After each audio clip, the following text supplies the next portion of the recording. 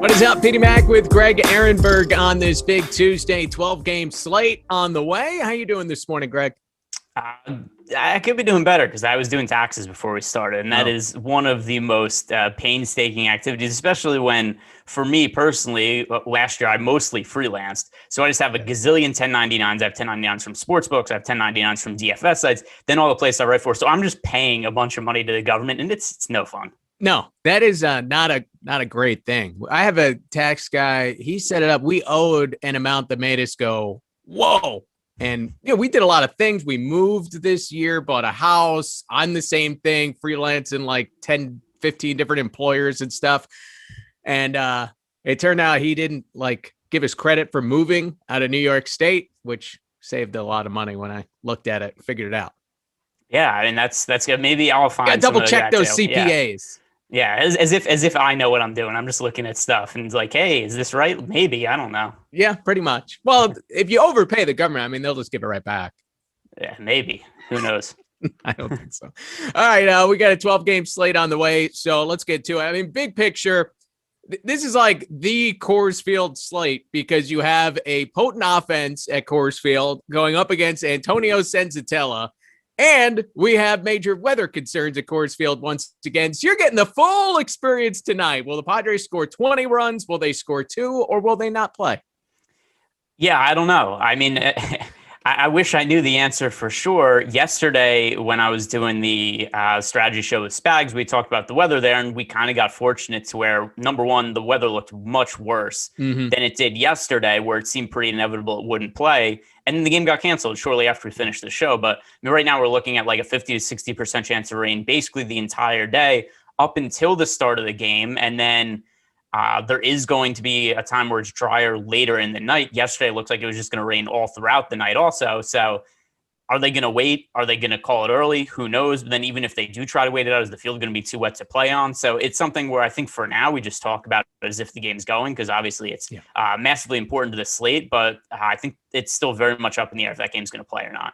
The other thing that jumps out at me is there's not really a whole lot of ace pitching tonight. Walker Buehler is one of the top pitchers on the board. Peralta in Milwaukee, Freddie Peralta, and then Dinelson Lamet is up there, but who knows how many innings you're getting out of him. And again, that's the whole Coors Field thing. So this isn't a night where you have one ace that you can pound all the way through.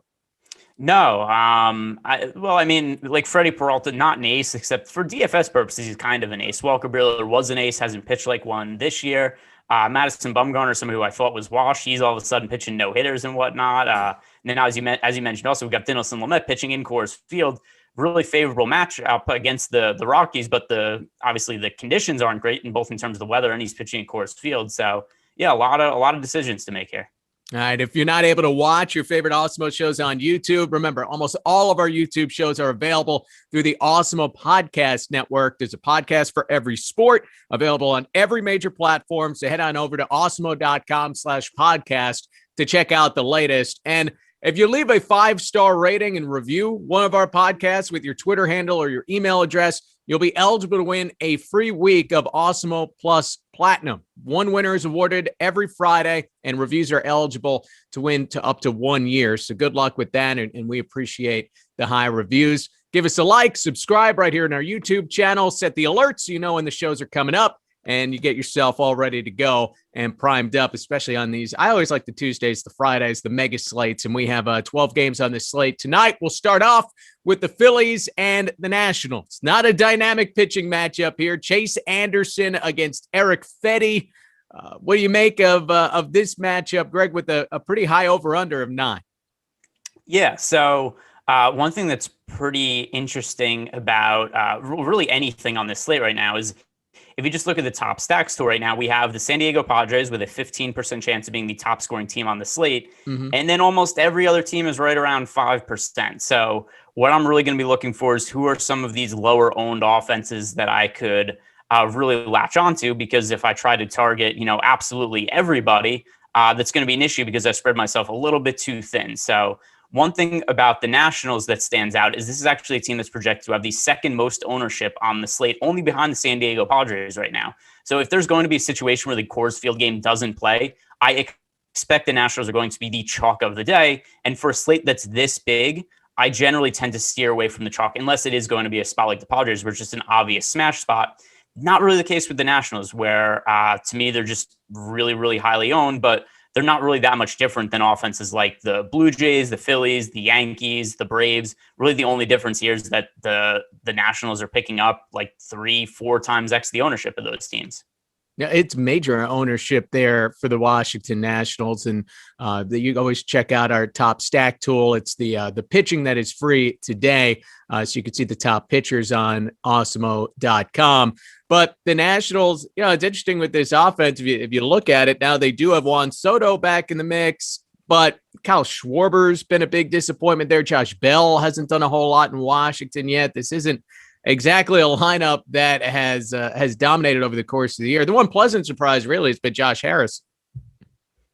Yeah, and this isn't even really a positive. Like I don't have anything positive to say about Chase Anderson.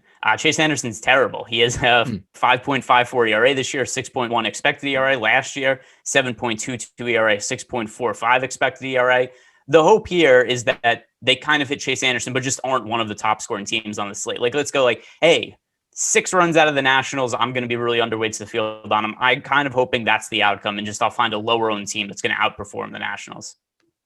How about the other end of this? The Philadelphia Phillies, they get Eric Fetty to go up against. Fetty's sitting there with a 5+ ERA, so opportunity for Philadelphia to put up some runs tonight. Yeah, and just because of the ownership difference, I would rather roster the Phillies than the Nationals. Looking at Fetty's numbers for the year, he's actually pitched a lot better this season than he has in previous years, but that's not really saying much. He's a 5.27 ERA, a 4.31 expected ERA. For his career guy with a 5.12 ERA, a 5.41 FIP. The one thing that's really notable about his numbers this year that's standing out to make him different from previous years, strikeouts to this point. He's striking out 9.22 hitters per 9 innings, whereas the last 2 years he struck out 5 hitters per 9 innings, 4.73. But then I kind of look at his numbers and try to figure out, like, okay, what is he doing to strike out more guys? And it's a really small sample size, and there's nothing real specific I could point to. His fastball velocity is up a little bit for his career, 93.1 average fastball velocity this year at 94 miles per hour. So he's throwing a little harder, but that's not to the point where I expect him to double his strikeout rate. And then if you look at his pitch usages, like that's not really significantly different from other years either. So am I really going to look at just a slight increase in fastball velocity and be like, oh, Eric Fetty is some guy who's just generating a ton of swing and misses now? And I don't think that's the case. I think this is more an issue of he's only thrown, 27 innings this year? 27 and a third innings this year. So I think it's just more of a sample size issue. Going forward, I think Fetty's going to really struggle to get strikeouts at the same rate he has so far. He's going to get hit hard. So to me, I think the Phillies are the better team to stack in this game. And he gets to go up against the former National and Bryce Harper there. So we'll see how that goes. And Andrew McCutchen not playing on Sunday Night Baseball, so it's not a guaranteed leadoff home run to start things off there. That has not been fun on my my Sunday night showdowns the last 2 weeks, where like the first batter of the game pretty much knocks you out. That's not ideal. Yeah, there's so much variance in MLB Showdown because, to your point there, like I don't play a ton of them. I do every once in a while, but if I do, there's definitely that thing where it's like, okay, a home run basically breaks the entire slate, right? Yeah. And if the leadoff hitter homers and you don't have him, you're done. You could turn the game off. You go do something else because you're dead. Yeah. Not much of a sweat when it's, but the one thing that you are spared is watching the Sunday Night Baseball telecast. So, you take what you get, I guess.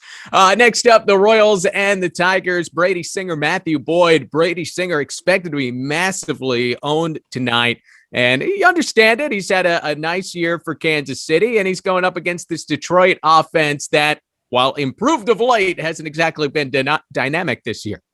Yeah, and the issue here is just Brady Singer's price is wrong. I mean, he's pitched really well so far this year, and the DK pricing algorithm, much like we've seen from Russell Westbrook recently, they're like, hey, let's ignore all of the data we have so far. Just give him a random price that's incorrect, because Brady Singer is 5,700 on Draftkings. On Fanduel, Brady Singer is much more reasonable, 7,800 price tag. Well, it's still a little bit too cheap, but still, I mean, Brady Singer, the Detroit Tigers do not have a good offense this year. And you look at Brady Singer's numbers so far this year, he's striking out a hitter per inning. He's limiting runs. He only has a 3.41 ERA, and rightfully so, a 3.47 expected ERA, 3.45 FIP.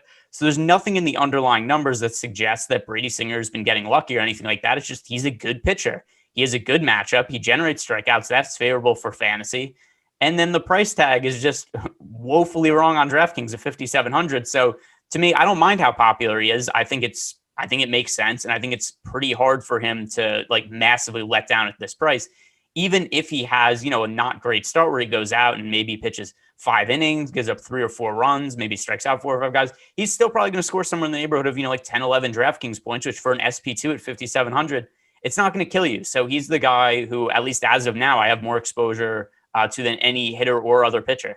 And that's interesting because we talk about ownership so much when it comes to the stacks, but with pitching, you don't mind necessarily going with the quote unquote chalk, especially if it's going to be a value play in the way that Brady Singer would appear to be tonight. Yeah. And I mean, there's always going to be spots like yesterday when I was doing the morning show, we we're talking about Mitch Keller as a chalk play. And to me, I was like, well, Mitch Keller's just bad though. So there's different levels to like good or bad chalk. And a lot of it also is going to be my own personal preference and my own personal opinions. But I looked at Mitch Keller, and by the way, Mitch Keller also didn't even end up being chalk yesterday, but at least as of the time we did yesterday, he looked like he was going to be a bad chalk play, but I don't view this as the same situation. I think that Brady Singer is very good chalk on this slate. So Singer gets the Tigers offense and looking like a guy will be very much owned. And then Matthew Boyd, he's a pretty good pitcher in Major League Baseball, doesn't have the name value of some other guys. He gets a Kansas City offense that also has been has been struggling of late. The Royals going through a rough go of it there in the AL Central of late. Yeah, and if you're looking for a pivot off of Singer, I think Boyd on the other side makes a whole lot of sense. His numbers this year are very strange compared to his historical pitching outlook because he's totally reworked what he's done. It looks like, at least in the 35 innings he's pitched, because Matthew Boyd was a guy who the last couple of years was a really high variance strikeout pitcher. He was a guy who generated a bunch of swing and misses, a lot of strikeouts, but he also walked guys. He'd give up a bunch of runs. So last year was kind of a disaster where he struck out about 9 hitters per 9 innings, had a 6.71 ERA, but also small season. So even if we write that off, go back to 2019. And for fantasy, Boyd was great. He was striking out 11.56 hitters per 9 innings. The walks were a little high. Also, he had a 4.56 ERA. So he would be this type of guy who it's like, hey, when Boyd pitches well, he's generating a whole bunch of strikeouts and he's really good for fantasy. And then when he got bad, he was going bad, he would just get blown up. So he was always this high variance play. This year, though, it's the complete opposite. He has a 2.27 ERA, 3.6 expected ERA, and he's not generating strikeouts and he's not walking guys. So he's just pitching to contact. He's throwing the ball over the plate a lot. And it's leading to a little bit more success, obviously, overall. But I still think going forward, we're going to see the strikeout rate come up a little bit compared to where it's been in the past, because his swing strike rate is down, but not to the point where you expect him to be generating, half the strikeouts he did 2 years ago. 9.7% swing strike rate this year, 11% for his career. So for sure, he's making more of an effort to throw strikes, and that's going to lead to less strikeouts. But to me, this is a little bit dramatic. And if we could expect potentially the strikeouts to go up going forward, still we're looking at an unowned pitcher for cheap on DraftKings. Fanduel, no reason to consider on a single pitcher site. But I think Boyd is somebody worth being overweight to the current 6% projected ownership. Now, is that a matchup issue? I'm about to pull up Boyd's game log, but do you think it's just, hey, he's throwing more pitches in the zone, or is he, pitching against some teams that don't strike out a whole lot? These are his opponents: Cleveland, Minnesota, Houston, Oakland, Kansas City, Chicago. Let's see. Let me look at his numbers here. So what is it? I mean, those aren't bad offenses in general. So he's just throwing the ball in the zone more. 45.4% of his pitches are in the strike zone this year compared to 37.6% last year. So to me, he's just throwing more strikes. Yeah, and he did face Kansas City a couple of weeks ago, or a couple of starts ago, I should say. 8 innings, 1 earned run, 3 strikeouts, no walks. So even against this particular matchup against Kansas City, just as you're talking about, put it in the zone, not a lot of strikeouts. It's maybe not the same level of upside, but he's been effective over the course of this year. MLB Top Pitchers, that is available for free at Awesemo.com. Be sure to check that out, kind of what we're talking about. Brady Singer, the value, the ownership, Boyd maybe being a pivot. You could really see a lot of that. as you look at the full pitching slate there. Also, NBA main slate ownership projections are free on the site. NHL main slate top stacks on this final day of the NHL regular season. And then PGA golfer rankings are available for free at Awesemo.com as well. And remember, give us a like, subscribe here to the YouTube channel. Oakland, Boston, next up on our list. One sec before we go further, because we did get a super chat that I want to answer. So Solid Picks asked, how chalky does a stack have to be to fade? First of all, Solid Picks, thanks for the super chat. It's not about how much ownership the individual offense has for me. It's about the ownership compared to their odds of being the highest scoring team on the slate. So look at the Padres right now, for instance, just looking at the top stacks tool. They have an 18% ownership share, but considering that they have a 15% chance of being the top stack on the slate, to me, I would just look at it and be like, hey, here's a team that's really popular, but they still have the best odds of being the top scoring team on the slate. And it's not a crazy differential to the point where I wouldn't really want to be on them. Like, I would just end up being underweight to the field on the Padres at those numbers, but not an outright fade. A team that I would be fading is something like the Washington Nationals right now, where we have them with a 5% chance of being the top stack on the slate, but a 13.1% ownership share. So this is a team that nearly has triple the ownership of their odds being the top scoring team on the slate. So it's never about the actual individual ownership. Well, even though that matters, it's more about the ownership compared to the odds of a team's chance to be the overall best scoring team of the day. So let's say a night like tonight, where we have 24 teams playing, how many will you totally fade and have no stacks of? I don't know now because I don't have my lineups finalized, but a handful of them. Okay. And then there's just also in general. I mean, it doesn't have to be tonight specific. And then the other thing too is, so here's the ones that I'm generally fading: ones that are massively overowned, ones that are going up against really good aces like Jacob deGrom, Garrett Cole type pitcher. Those are the ones I'm looking to fade. Or if there's just a team who is really expensive and has maybe like a 1% chance to be in the optimal lineup. So there's going to be a handful of teams also that I have some exposure to, but very limited, where it's like out of 150 lineups, I have one or two stacks of individual teams. So I'm going to have a core of teams that I'm building around. But in terms of actual fades, there's probably like 5 teams or so that I would be fading outright on this slate, and then a handful of other teams that I only have like 1 or 2 stacks of. All right, next up, we'll hit Oakland, Boston, Chris Bassett, Nathan Eovaldi, the pitching matchup there. Eovaldi, last time he pitched, was very well owned, I believe, but hasn't thrown particularly great over the course of this year. But it's been interesting. I mean, it's more baseball point, but who had the Red Sox have the best record of baseball at this point in the year, and that's where they are. Not Red Sox fans, I can tell you that much, because they haven't been thrilled with the front office ever since the Mookie Betts trade. But sure. Yeah, it'll be interesting to see if it holds. I know it took a really long time for sportsbooks to adjust. For the longest time, the Yankees were massive favorites to win the American League East, and they're still favored at most sportsbooks. But we're now at a point where the Red Sox are given like an actual legitimate chance by sportsbooks to win the division. And the Red Sox still have a really good offense this year. And I understand that Chris Bassett is a good pitcher, but I mean, still, I look at Boston's offense this year against right-handed pitching, and they have a 112 WRC plus that's 5th in all of baseball. And so Bassett's numbers, they're all solid so far this year. He was good last year, also 3.7 ERA this year, 3.35 expected ERA. But I think there's low enough ownership on the Red Sox that I like them as a contrarian stack, a team we have 5% chance of being the top scoring team on the slate than just a 3% ownership share. So this is a team where I kind of compare them to, we talked about the Washington Nationals before, and the Nationals are just in this bucket of teams that all have around a 5% chance of being the top scoring team on the slate. The Astros, the Blue Jays, the Phillies, the Yankees, Nationals, Braves, Red Sox, Oakland in this game on the other side. And Washington's picking up so much more ownership than these teams. I think one of the best ways to differentiate yourself and diversify your stacks a little bit, if you're somebody who plays multiple lineups like I do, is just take the Nationals out of the player pool and then just go slightly overweight to all of these teams that also have around 5% chance of being a top stack on the slate, and the Red Sox are one of them.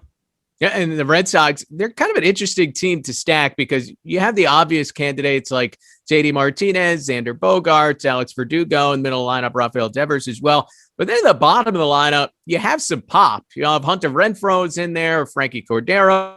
I haven't seen a whole lot of home runs from Bobby Dahlbeck, but he has the ability to hit the ball out of the park. There's I mean, that's a loaded, well, I shouldn't say loaded, but it's a deep lineup. You have power all the way through. It's not like the Angels where you get to the, number 6 spot in the order and then it drops off a cliff. Yeah, and the other thing that's interesting here also is, so we have from the Red Sox, the core guys are really expensive, but it's not hard to mix in some of these other guys towards the bottom, or some not even the bottom of the lineup. Like Alex Verdugo is only 3,900 on DraftKings, so he's cheap on FanDuel and DK, and there are reasonably priced guys to mix in. Marwin Gonzalez, he's cheap on FanDuel and DK. He's been hitting towards the top of the order. So there are guys we could mix in here alongside guys, like Rafael Devers, that are going to be more expensive. So overall, as a team, the stack isn't that expensive. You're rostering 5 of them because a few guys are really expensive, but not the entire lineup. So it's a team that from a salary standpoint isn't that hard to get to either. And then something else that's important for this slate, the top pitching options, we don't have a true ace on this slate. We talked about it at the top. So there's no real opportunity cost to rostering some of these more expensive offenses. And then for the Oakland A's going up against Eovaldi, I mean, you always have some pretty good pop in this Oakland lineup with Matt Chapman enjoying the monster out there in left field. Sean Murphy, a little bit of pop behind the plate as well. Yeah, and then I think you brought up a point too about Eovaldi's last start. He pitched against the Orioles, and off the top of my head, he was something like 30% owned in that spot. And he was somebody who probably a lot more popular than he should have been, especially when you look at some of the numbers for Eovaldi. He's actually pitched much better than what his ERA suggests this year. But historically, it's not like Eovaldi's ever been a top of the rotation type of pitcher. He has stuff that if you just watched him versus the eye test, be like, oh my God, look, this guy's cranking up to 100 miles per hour. He's blowing guys away. But I suspect the fastball is just kind of flat and hittable because he's never been a guy that's ever performed as well as what the eye test would suggest. It doesn't mean he's been a bad pitcher, but he's just kind of been a middle of the rotation guy. -1 postseason.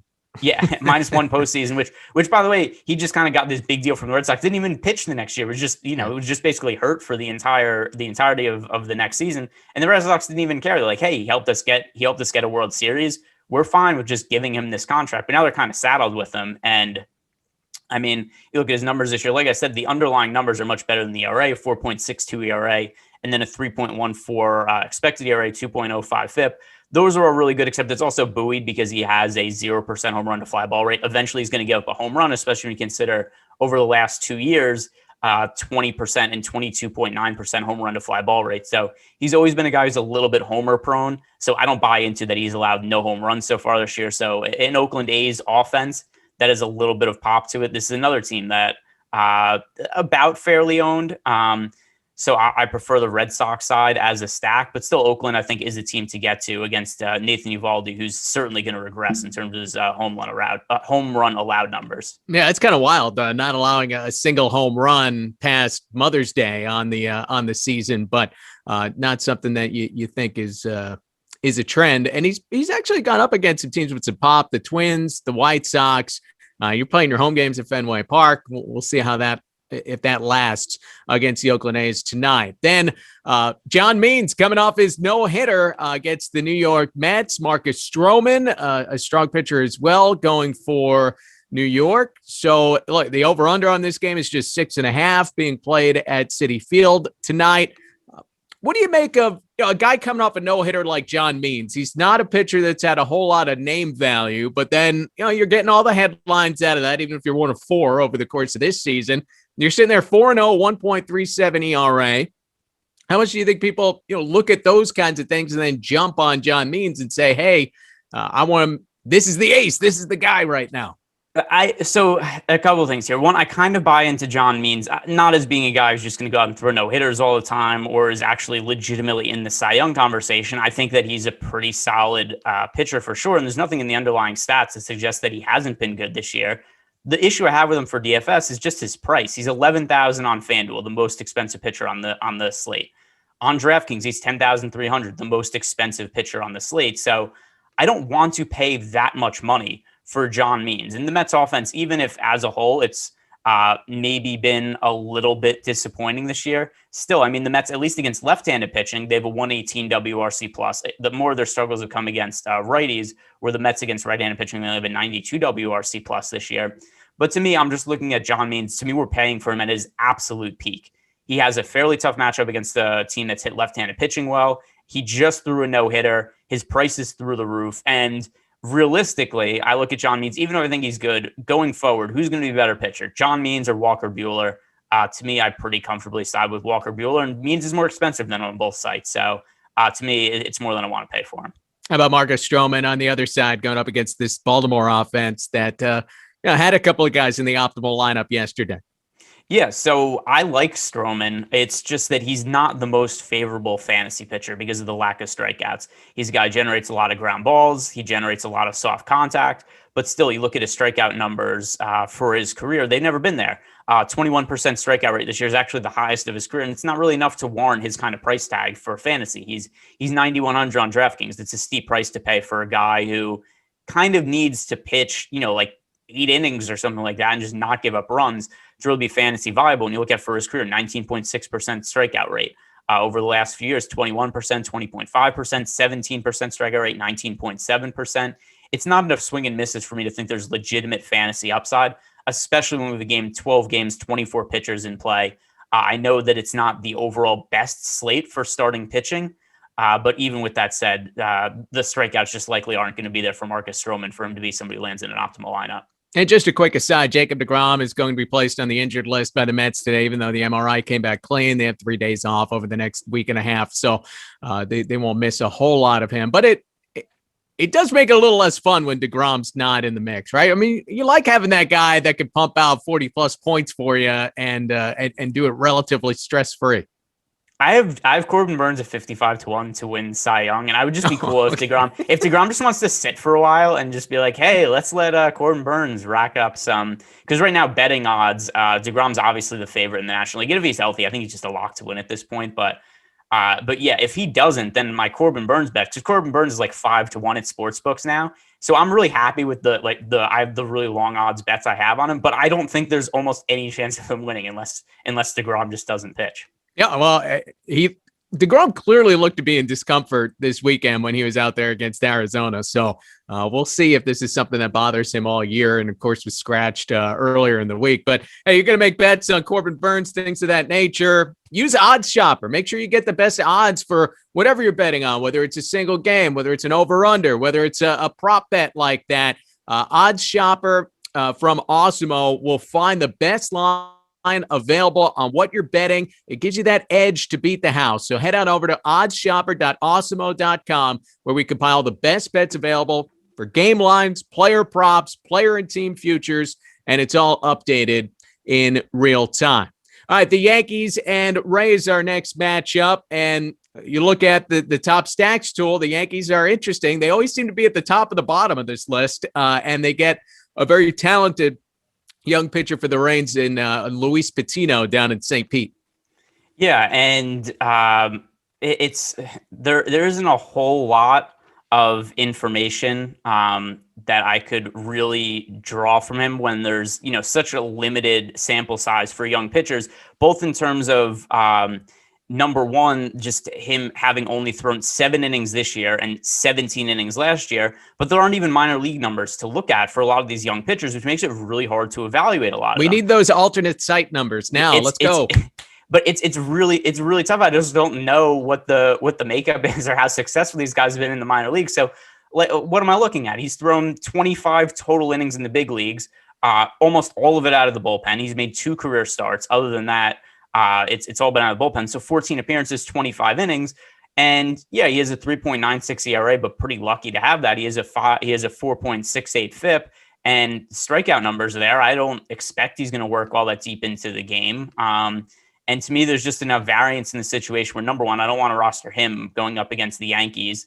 But then at the same time, too, I look at the Yankees and I don't know if it's really a good or bad spot for them, but I do know that the field isn't rostering them at all. And to your point before, this is something we've seen a lot with the Yankees recently, is they're either like the most popular team on the slate or nobody wants to roster them. And right now they have 1.4% projected ownership, and we have them with the 5th highest odds being the top scoring team on the slate. So if this is going to be the case heading into lock, the Yankees are actually my favorite team on the slate to stack. If they're going up against a really highly variant young pitcher we have no information on, and the field's just like, hey, I don't want to roster Patino, I don't want to roster the Yankees, I'm going to side with the Yankees in that spot. I'm going to look for the upside that we know their offense has, and especially if they're only going to be 1% owned.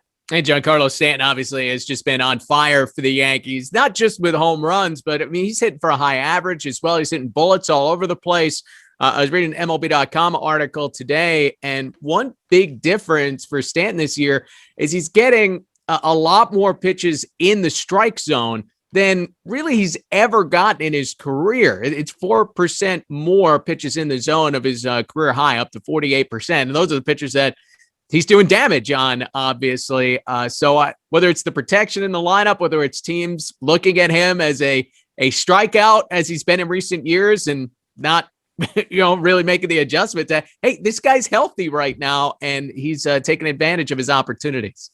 What's funny is I've seen some Yankees reporters and whatnot are saying like, hey, we have to start putting Giancarlo Stanton in the MVP conversation. Sure, he's off to a good start. He is a DH. Yeah, but also exactly. So he has a 154 WRC plus. He's produced about one win of value so far this year. Now, Mike Trout, who's just so good that we just take it for granted at this point. He's so much better than everybody else. So, all right. So just for comparison, right? I just went over about Giancarlo Stanton, 154 WRC plus. He's worth 0.8 of a win so far this year. Mike Trout, 221 WRC plus, already worth 2.5 wins. So we're looking at Mike Trout, who's actually on pace to have the best season of his career at this point. And it's just this thing where it's just like, hey, that's just what Mike Trout does. Even by Mike Trout standards, he's having an outstanding start to the season. He really should be running away with the MVP at this point in betting odds, and he kind of is to an extent. He's the favorite, except he's still plus money. And I mean, to me, as long as Mike Trout doesn't get hurt, he's going to be the MVP. It's like LeBron in the MVP race, right? Not this year, but over the course of his career. It's just boring to say he's the best player in the league. And you're always looking for somebody else you can say, hey, this guy's up there for a given season. Here's the difference, though. So LeBron has always been the best player in the league, except in the regular season, he's still kind of taking his foot off the gas pedal. So there's always been, like, to me, if you look at the numbers from last year, Giannis was still the more valuable player just in terms of what they did in the regular season. Obviously, LeBron is another gear that he goes to in the playoffs, but the reason baseball is a little different is because there is no thing where it's like, hey, I'm just half-assing while I'm hitting in the regular season. Like you're just trying to hit. There is no other gear. In basketball, you could reasonably be going 90% to prevent injuries or something like that over the course of the regular season.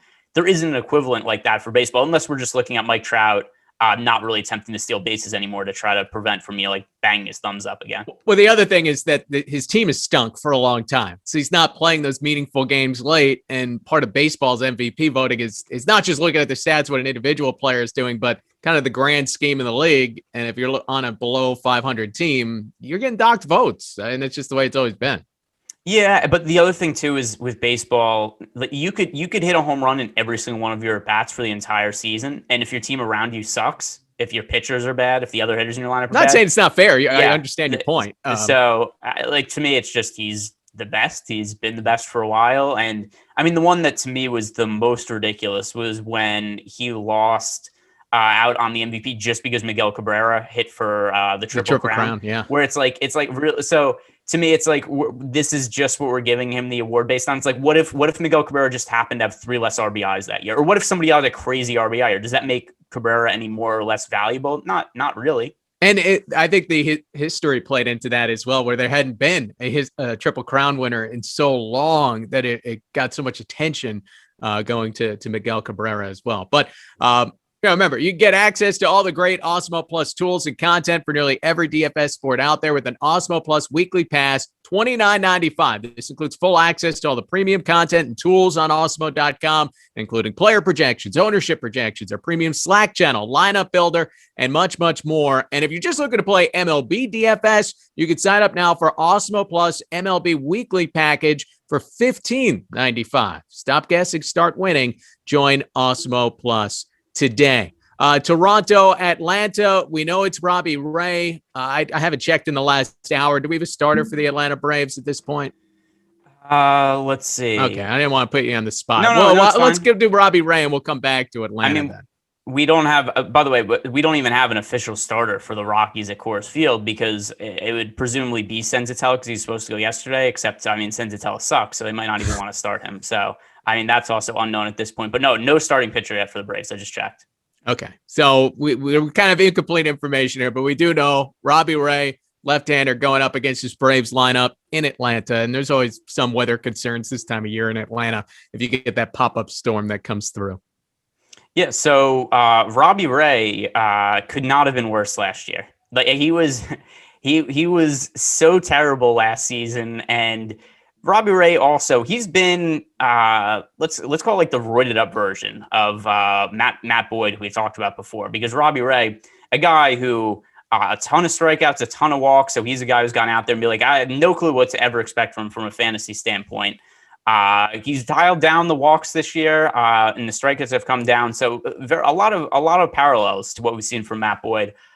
So overall this year, Robbie Ray striking out 9.1 hitters per 9 innings. Last year, he struck out 11.85. This year, he's brought the walks down to 2.83. Last year, he walked 7.84 hitters per 9 innings. So Robbie Ray does look like he's making it more of a point to throw strikes to limit the walks. And the ERA 3.14, so significantly better than the 6.62 ERA from last year. With that said, the underlying numbers suggest the regression is coming pretty hard for Robbie Ray. Despite 3.14 ERA, is a 4.58 expected ERA, 4.74 FIP. If you look at projection systems for the rest of the year, pretty much everybody has him pegged to have an ERA over 4 going forward. So with that in mind, Robbie Ray, to me, number one, with him seemingly trying to throw more strikes and cut back on the strikeouts a little bit. Not somebody I have a whole lot of interest for in DFS, especially at 7,800 on DraftKings in a really tough matchup against the Atlanta Braves. The one thing I'll say about the Braves is they are going a little bit over-owned right now. So I would rather stack up a team like the Yankees in a similar type price category. And I'm probably going to be avoiding Robbie Ray, and I'll be underweight to the field on the Braves today. Underweight to the field on the Braves. And there's not much we can say about the Blue Jays. We don't know exactly who they're going up against here.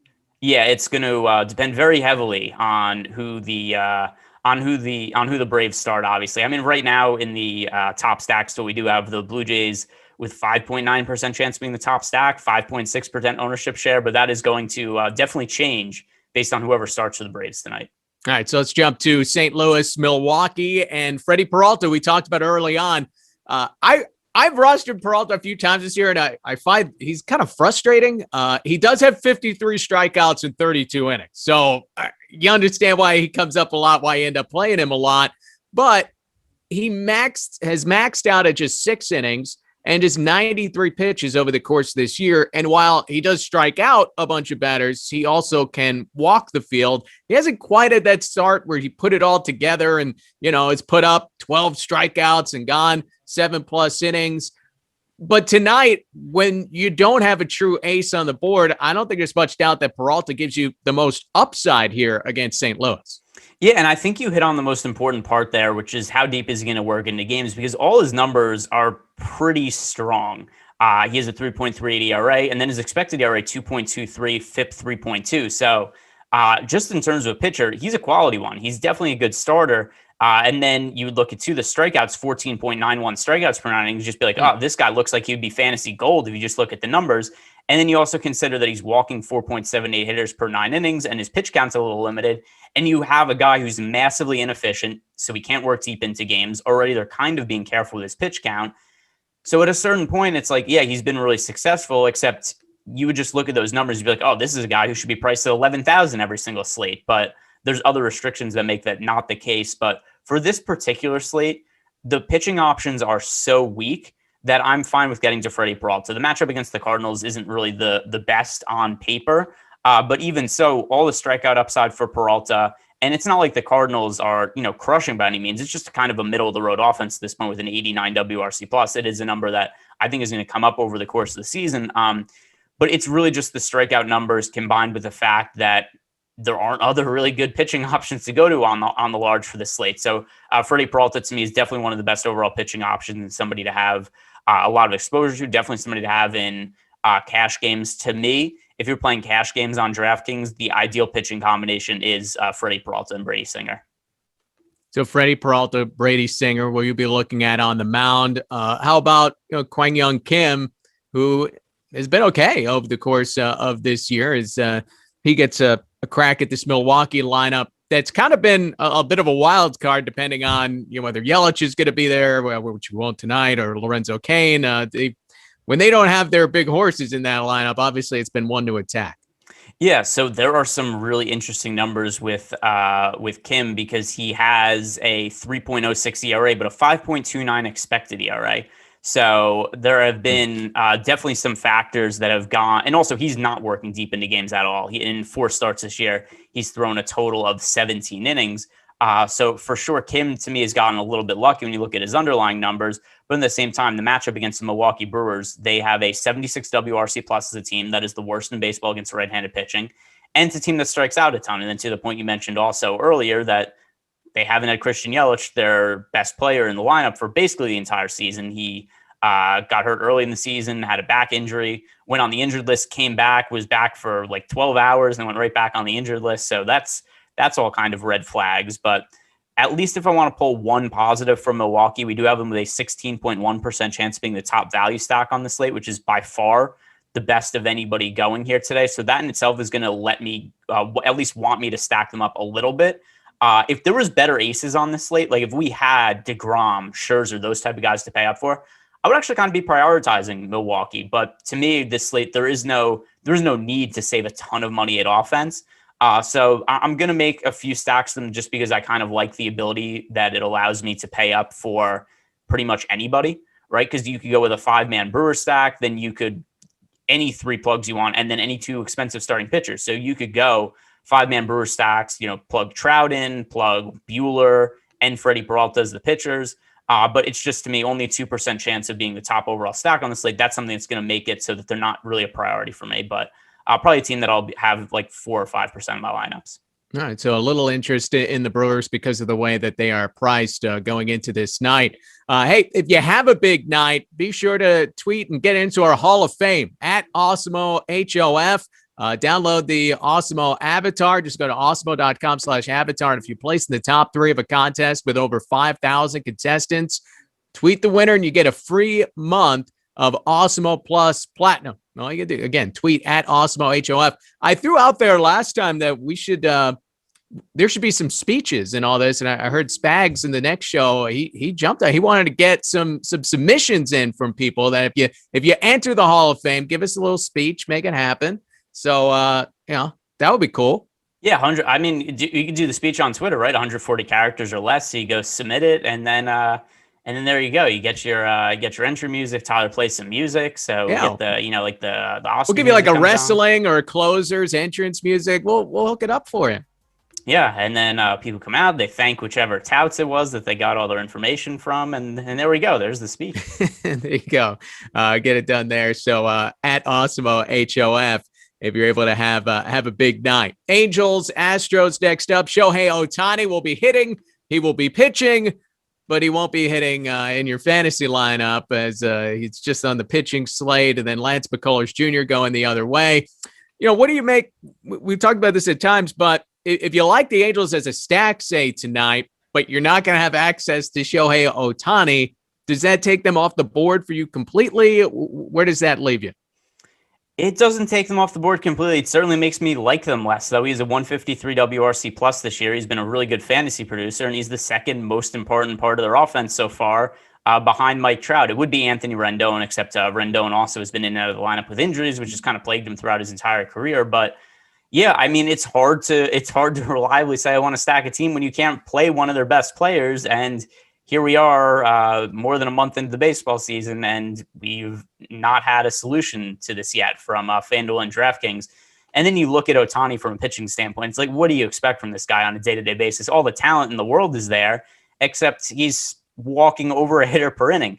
He's walking 9.16 guys per 9 innings, so there's all kinds of variance there. So I always think there's upside because he's obviously the potential to strike out 10-plus hitters on any given day, but it's hard for me to invest really heavily on a guy who legitimately might walk the field in the first inning and only get a couple of outs and come out of the game, something we've seen happen over the last couple of years. So Ohtani, low priority starting pitching option for me. And then that's also going to limit the ability for me to get to the Angels. And then from the Astros standpoint, I do have a little bit of interest in stacking them just because there's so much of Ohtani just being erratic that we could see Ohtani struggle and be out of the game in an inning or two. And he's walked 6 guys at that point, and the Astros have already batted around the order. And the Angels, they basically had a bullpen game last night. So, and if they played Monday, I don't know exactly what their weekend schedule was. If they had a rain out, I can't imagine they did. So, that's a bullpen that is probably worth targeting a little bit, where if they fall behind a lot, maybe you end up with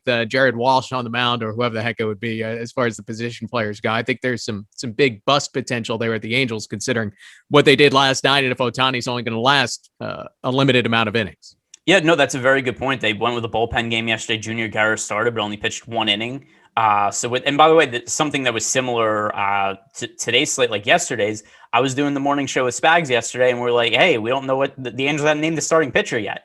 And this, what we're seeing with the Rockies so far today, the Braves, that are just teams we don't know their starting pitchers. And yeah, we saw the Angels go with a bullpen yesterday. And I think that's a very good point by you, that if Ohtani comes out and struggles with his control, given how valuable Ohtani is for him, he's not going to be the type of pitcher they just say, all right, you're going to eat the innings like we do with anybody else.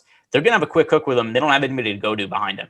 Yeah, that's a good point. Well, as far as some of these starting pitchers we're waiting to hear about, stay up to date on the latest MLB DFS news with our @Awesome MLB handle. Our guy News God will be delivering starting lineup confirmations, any injury updates, late scratches daily before lock. So make sure to give @Awesemo MLB a follow and check out News God's Twitter handle as well, @NewsGod with a Z _DFS.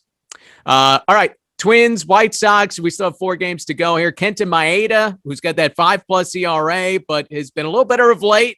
Pitched far better, certainly. I don't know, it was the last start, 2 starts ago against Texas. And then Dylan Cease, so I know is Terry's favorite pitcher in Major League Baseball, and is starting to live up to the hype a little bit, though. A tough matchup.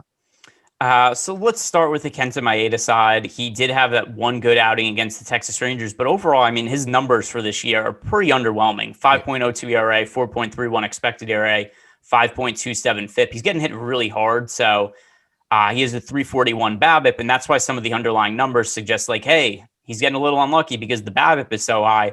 I just think guys are hitting the ball extremely hard against him. So even his home run to fly ball rate, you've seen the increase in the last 4 years, where 2018 with the Dodgers, 11.4% home run to fly ball rate, then went to 14.6 last year, 18.8. This year, it's all the way up to 25.9%. So I really think the biggest issue here is just he's getting hit harder. And if you look at the barrel percentage numbers, he's a guy who this year is allowing 8.4% of balls made contact against him are getting barreled up. It's 5.3% for his career. And that's something else that's gone up each of the last few years. Hard hit percentage this year, 44.2%, 28.8% for his career.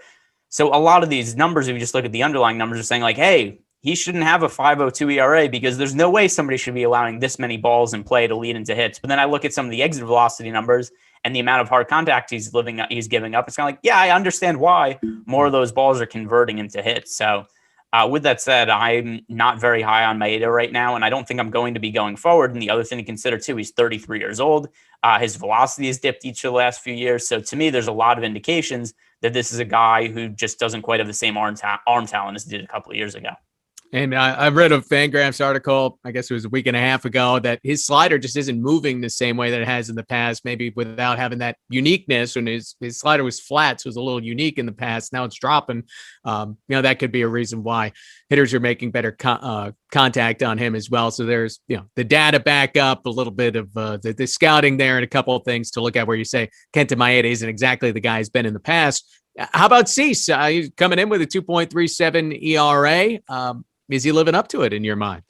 Yeah. So, by the way, one thing also on the White Sox is a stack. They're picking up no ownership. So that's a team that I definitely want to be overweight to the field on. Given what I just said about Maeda, the White Sox, while we only have them with about a 3% chance of being the top stack on the slate, 0.3% projected ownership. So this is the third lowest owned offense on the slate today. And if that's going to be the case, that's a team that I definitely want to target and be overweight to the field on, because I have pretty big concerns about Maeda moving forward, given the reasons that I just mentioned before. As for Dylan Cease, I think there is a lot of reason to think that he's starting to become the guy that he was billed as when he first came into the league as a prospect. He's still only 25 years old.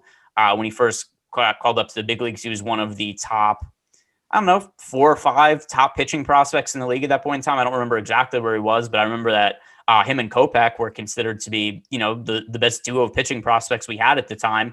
And you look at Dylan Cease's numbers, the strikeouts are way up from last year. Last year, he only struck out 6.79 hitters per 9 innings. This year, he's up to 11.87. And the ERA is a lot lower. Also, the underlying numbers look solid. So 2.37 ERA, but then 3.09 expected ERA. So to me, yeah, I think Dylan Cease is a guy who's here to stay as a guy who's now becoming a top of the rotation pitcher. 7,000 on DraftKings. I think he's a viable SP2. The matchup against the Twins is definitely not good. So it's not somebody who I'm going to go roster in 30, 40% of my lineups. But at a 7,000 price tag, only picking up 8% ownership, I'm fine with getting him to, 10 to 15% of my lineups. Not Brady Singer tonight, but still a decent upside with some value for Dylan Cease in that spot. The game that likely will tilt this slate one game or the other, San Diego, Colorado. We do have weather concerns. I heard Bud Black, the Rockies manager, on SiriusXM right before we hit the air, and he said that there's a moderate to good chance they will get the game in tonight. So I guess we'll see how the weather holds up there. But Dinelson Lamet is another upside pitcher. He's got great stuff, but he has this barking elbow. Only went 2 innings in his last start when they kind of piggybacked him with Casey Weathers. That won't happen tonight with Weathers because he threw this weekend, but I have no idea how many innings the Padres are going to let Lamet go. No, and I mean, there's a whole lot of things that are in play here also, where if the weather's really sketchy and there's a chance it's going to rain during the day, do they even let Lamet start? Yeah, right? well, Is there a chance they go hey, we don't want this guy to go out here and throw an inning, and then we have to take him out because it's going to be cold. It's going to be bad conditions. So that might be another reason why they wouldn't let him go more than, say, 4 or 5 innings. I'm just going to, it's a situation I feel I need more information. I want to know what the weather is going to be. I want more information on Lamet to know how deep he's going to work into the game. If the weather clears up and Lamet's only 7,400, this is a totally different situation than we saw the last couple of times that I've talked about Lamet. Yesterday, I said I didn't like Lamet, but he was also 8,100 yesterday, and he was projected for 35% ownership, and then the game ended up getting rained out anyway. Today is different because he's now 7,400. He's also picking up way less ownership, and the weather is at least marginally better than it was yesterday. So if the weather actually does clear up and there's no real concerns about Lamet, given that he's not as popular at 7,400 against the Rockies, even though it's Coors Field, I would be willing to play him at this price. Once again, I need more information on this game, though. Yes, and we aren't 100% sure that Antonio Senzatella will start for the Rockies, but that seems to be the most likely scenario. And we do know that the Padres are fairly likely to be the highest scoring team on this night, but that is something that the field is well aware of. Yeah, so I mean, right now, just for reference, we have the Padres projected for a 15% chance to be the top stack on the slate, and there's no other team with a higher than 6% chance. So just by far, the Padres most likely team to be the highest scoring, but also it's representing the ownership where they have an 18% ownership share. So once again, we know who's starting for them. Antonio Senzatella was expected to start yesterday. They have not officially named a starter for today. We're presuming right now that it would be Senzatella. Senzatella is terrible, especially for his makeup for Coors Field. We're a guy who doesn't generate many strikeouts. You're looking at a guy who strikes out, around 5 hitters per 9 innings. So the ball's getting put in play a lot against him. That's an issue when you make a lot of your starts at Coors Field. But we don't know that he's starting today. If he doesn't start, we don't know who else it's going to be. If he starts, I'm going to get to the Padres, just not quite as much as the field. But once again, we need to know what the weather's going to be here and then officially know who the hell is starting for the Rockies. Well, free content today at Awesemo.com, the MLB top pitchers, and that'll change depending on who's starting for Colorado, for Atlanta tonight. So keep an eye on that all day. You have NBA main slate ownership projections free on the site, NHL main slate top stacks, as well as PGA golfer rankings as well. Again, free content, Awesemo.com, and help us out, like and subscribe, and get involved and get all of our MLB videos coming your way, NBA, the whole 9 yards. We've got a PGA strategy show coming up for you at 1 o'clock Eastern as well. Madison Bumgarner, does he still stink or is he good now? Is he just a guy who threw 1 no-hitter, or is he someone that found the fountain of youth to some degree and is starting to turn back the clock? It's weird, right? Because he was somebody who for sure looked like he was finished, and all of a sudden he started swinging. He started stringing some good outings together, and his velocity is all of a sudden up out of nowhere. So he was a guy who his velocity has been trending downwards. And I'm just thinking here's a guy who, even though he wasn't that old, right? Bumgarner's 31 right now, but still, he's somebody who first broke into the big leagues at a really young age. He was pitching for the Giants in the postseason in, 2009 at that point. So, I mean, we're talking about somebody who was a teenager when he first broke into the league. So, the amount of innings he pitches accumulates. And then you also mix in that he had that motorcycle accident where he hurt his shoulder. And he comes back from that with his velocity way down. And you just start to think all right, he's a guy that contract the Diamondbacks signed to him. I just assume that has to be one of the worst contracts in baseball history. and there's just no coming back from it. And all of a sudden, velocity is thrown 90.7 miles per hour again after he threw 88 miles per hour was the average fastball velocity last year. He throws that no-hitter out there. I don't know. The numbers all look decent, especially as of late. He's striking out over a hitter per inning this year, so strikeouts are up. Like I said, the velocity's up. I tend to still think it's a little bit of a mirage, just because he was so bad last year, and he opened up the season stacking against Madison Bumgarner was the chalk way to go about lineups. He's 8,700 today. He's also picking up almost no ownership, only 2%.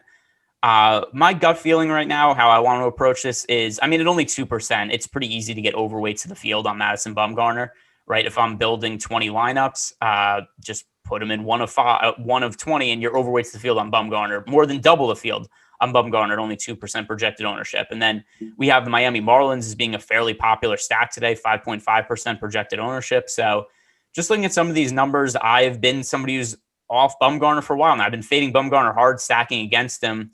I'm kind of mildly interested now with very limited confidence, but just given that the Marlins are popular, Bumgarner is not popular, I'm fine with getting slightly overweight to the field on Bumgarner and then just being lighter on the Marlins. On the other way, Arizona was a very popular stack last night. They didn't quite pay it off with 5 runs against Jordan Holloway and the Miami bullpen. But Pablo Lopez comes in, ERA a touch over 2. Yeah, I think Pablo Lopez is, I think he's solid. And the thing here, though, is 8,200. There's a lot of pitching options that I've already mentioned I like on the slate. So Pablo Lopez, to me, whatever, he's 1% owned. If you want to get over the 1% number, obviously no issues with that because it's such a low percentage of the field that's getting to him. And Pablo Lopez's numbers this year, like you said, he is low ERA, and the underlying numbers, I don't think he's gonna maintain quite this level of an ERA. But 2.04 ERA, and then we have him with a 3.18 expected ERA, strikes out a little over a hitter per inning. So I'm going to be overweight to the 1% number, but it's still not a super high priority play for me. Final game, Seattle, Los Angeles. Yusei Kikuchi, Walker Buehler, the pitching matchup there. As we mentioned, it's a night where there isn't a definitive ace. You got your upside guy with Freddie Peralta, and Walker Buehler is probably the safest way to go, especially this matchup against the Mariners. Yeah, Walker Buehler. I thought that Walker Buehler was just going to break out this year and be a Cy Young candidate. And obviously, there's always a little bit of uncertainty in terms of how many innings are Dodgers pitchers. Are they going to allow them to pitch? How deep are they going to work into games? All that kind of stuff. But Walker Buehler, just the strikeouts are down a little bit this year. Last year, he struck out 10.31 hitters per 9 innings. This year, 9.4. While the ERA is 3.14, that looks really good. His expected ERA is 4.14. So that's a little bit of a cause for concern that he's gotten lucky this year. And then also the velocity is down a tick, 96.8 miles per hour average fastball velocity last year, 95.6 this year. Generally, I look at this price tag and Walker Buehler matchup against the Seattle Mariners and be like, hey, I want to load up on Buehler. And to me, he's just another guy in the player pool. I prefer Freddie Peralta to him right now. And at the 32% projected ownership right now for Walker Buehler, it's probably a number I'm going to be underweight to the field on. Certainly somebody who's going to be in my player pool, but I just think he's a little bit too popular right now, considering some of the relative struggles we've seen. Now, I wouldn't really call them struggles, but just relative to what I expected for Walker Buehler coming into the year, he hasn't been quite that guy. And he gets his Mariners offense before Jared Kelenic joins the crew. Kelenic expected to be called up in time. I believe it's a game Thursday against Cleveland. That'll be there in Seattle, one of the top prospects in all of baseball. And the other way, look, it's Yusei Kikuchi. It's the Dodgers. It's basically, do you want to get on the Dodgers train on a night like tonight, which, maybe there's a little more opportunity considering you had the game at Coors Field. Yeah, so Kikuchi has been solid so far this year. Nothing spectacular, but a 4.3 ERA, 4.16 expected ERA. So he's established himself to me as a pretty solid middle of the rotation starter at the MLB level. When he first came over from Japan, he had some really weird results in his first season, just from the standpoint of the velocity was not what we expected it to be. Only threw 92.6 miles per hour his average fastball velocity, and then that went way up last year. Last year went from 92.6 to 95.1. This year at 95.4. So he's throwing a whole lot harder, and the results are mildly better, but just enough to kind of make him, major league viable. And then we look at the matchup against the Dodgers. That's enough for me to not want to roster Kikuchi at all. But I'm not really all that high on the Dodgers either, just because they're so expensive. We only have them with a 3% chance of being the top stack on the slate. So other teams I prefer to get to than the Dodgers. One question I saw on the YouTube before we wrap it up, cut the crap. Who's going to homer tonight? Was that okay? So this is our guy Butthole Jenkins, but he is this question basically on every single show. The basketball shows he just says cut the crap. Who's the best play on the slate? But yeah, we could close with a home run pick for sure. And then I also want to say best pitching options also. Freddie Peralta on the high end, on the cheap end, Brady Singer. My overall favorite team to stack is the Yankees, who are just picking up absolutely no ownership tonight. And that is an individual home run pick. Let me go through the lineups I've built so far and see which hitters I have the most exposure to, and then which one would be a home run pick that's reasonable, right? I'll just jump in. I'll take Acuna against Robbie Ray and the Blue Jays. Yeah, see, I think Acuna is a little bit of a cop out, though, right? That's not sexy enough for you. I mean, no. The point is, I feel you have to go a little. I would just say Mike Trout or Giancarlo Stanton every day. Then give me Adam Duvall against Madison Bumgarner. Ooh, all right. Give me Ronald Acuna. Tyler, cut it. You bum. All right, that'll do a PGA strategy show coming your way at 1 Eastern, MLB Deeper Dive at 3, and then the tip-off coming your way at 4 o'clock here on the Awesemo YouTube channel. Give a like, subscribe, the whole 9 yards. Appreciate you joining us. For Greg Ehrenberg, our producer Tyler, I'm PeteyMac. Happy stacking.